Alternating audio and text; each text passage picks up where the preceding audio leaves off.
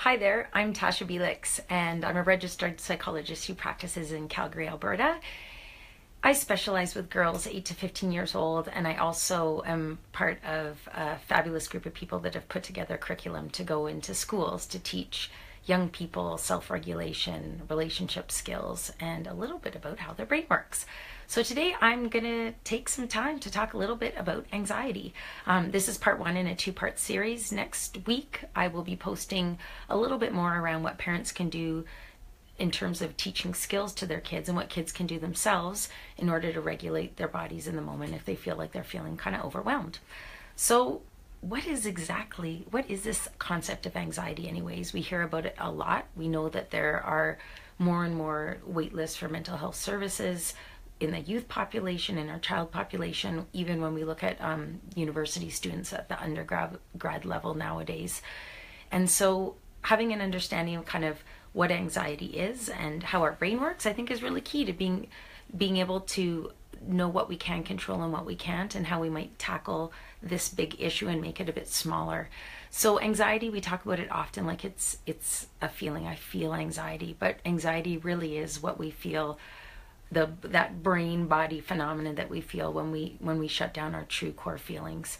So if we aren't we don't know what to do, or we haven't been modeled how to handle anger or sadness or fear, or what we do about jealousy, that shame, if we know that these are normal core human emotions, but if we don't really know what to do with it, we can be overwhelmed by these feelings, we can feel a ton of shame around them, and if we start getting in the habit of pushing those down, anxiety pops up, and it does not feel good. No way, Jose.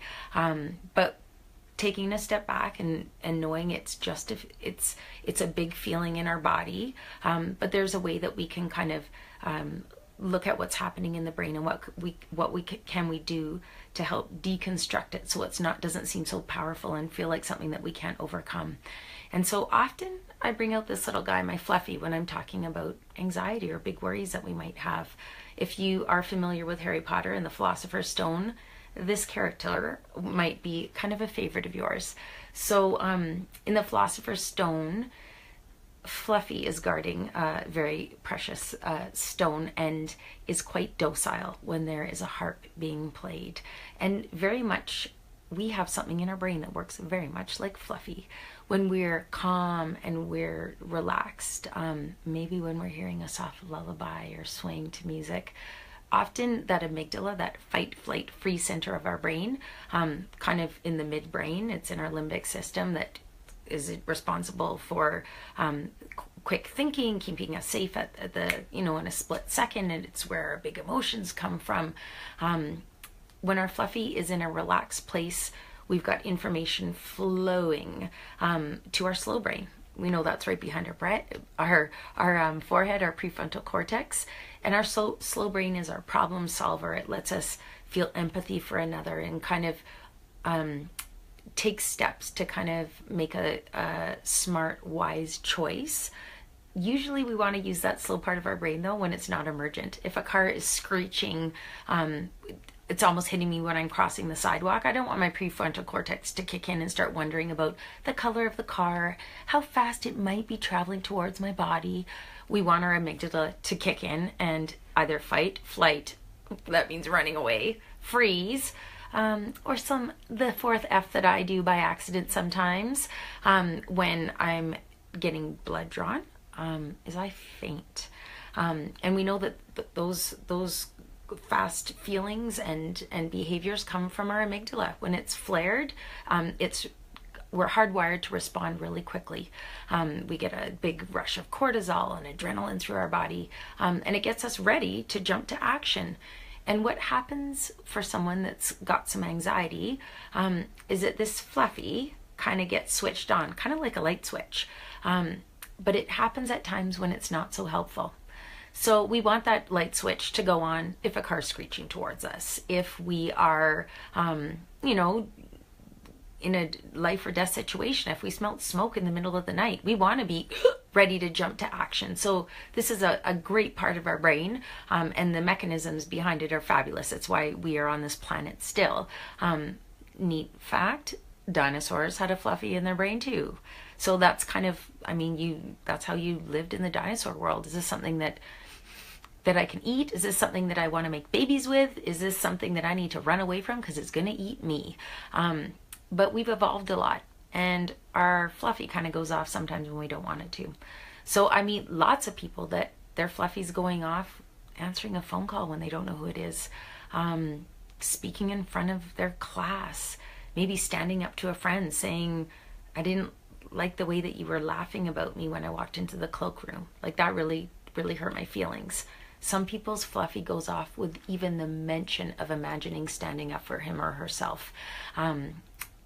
And it could be looking at a plate of food. It could be going off to summer camp by yourself that our fluffy goes off.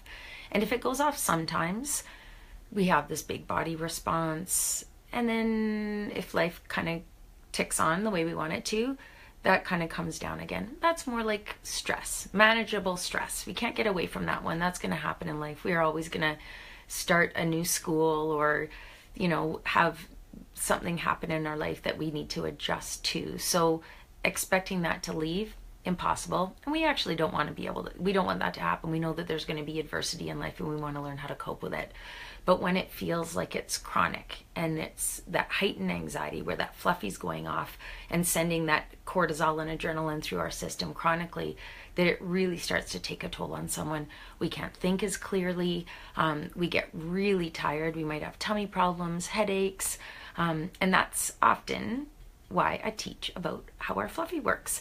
So if it's going off and it's not helping you, or you're seeing it in your child where it's really starting to harm them, how they feel about themselves, how much control they have, even how they manage their worries and can fall asleep at night, what we know is that it's the slow part of our brain that actually has the ability to calm the fluffy down. So Dan Siegel, if you want to Google him and look under the hand model of the brain, he does a beautiful job using his hand to teach how the brain works. And so if we think of our fluffy kind of like our thumb, this is our lower brain stem, and our fingers here kind of flop over, and that's our prefrontal cortex. That's our slow brain. And what happens when our fluffy goes off is that slow brain flips its lid. It's not engaged, and we're being led by this part, the fight, flight, freeze, faint part. And what we know is the way that we calm down that amygdala or our fluffy is to get our prefrontal cortex back online. And so what we know as a parent, as a teacher, as a coach, trying to problem solve with someone when they're using this part of the brain, it's not so helpful. Not even a little bit. Save your wisdom and your lovely words when their prefrontal cortex is back online. And we get to that place more so with what we're doing with our body and our tone of voice and what we're doing with our beautiful words. So even if we find a way to meet eye to eye with a person that looks overwhelmed and show that we're not like this too, we're helping to regulate that person's system so that prefrontal cortex can come online and that fluffy can settle right down. We know that naming what we see in front of us, naming the emotion, you look overwhelmed. Oh my gosh, you look so scared. That actually helps to tame it. So think of that one, name it to tame it. Do not be scared to say to someone, you look really scared. It's actually gonna, oh my gosh, you know what it's like being me, thank you very much. You may not get a thank you very much, but inside their physiology is saying, thank you very much.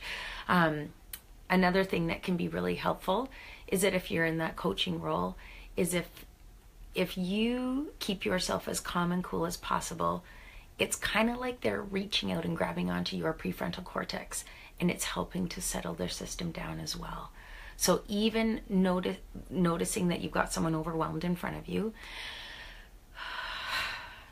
and doing a slow breath and talking a little bit slower and in a soft and pretty nurturing tone of voice, that can help to regulate that person that's in front of you.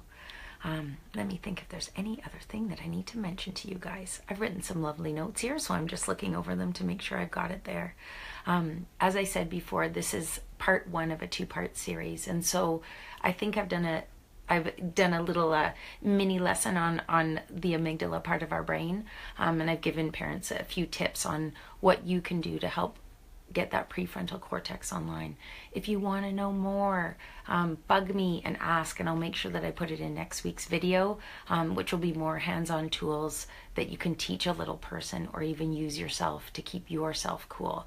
Often I hear from parents, and I know this is something that I'm guilty of too, it's one thing to know, using that prefrontal cortex, all the things you can do to help your little person get online and calm down, or your teenager. But often when one person is flipping their lid in a family, you've got another person that's flipping their lid. And then you've got two people that are using their amygdala to try and talk through things, solve problems, and it really doesn't work. So even acknowledging, oh my gosh, I flipped my lid, I need to take a little bit of a break, even to get yourself back into that calm place, is a way healthier thing. Nothing ever gets solved when we are in, a spitting, mad, angry rage. If you want to know more, please get a hold of me through my website, www.tashabelix.com. Until next time, remember to breathe and be well.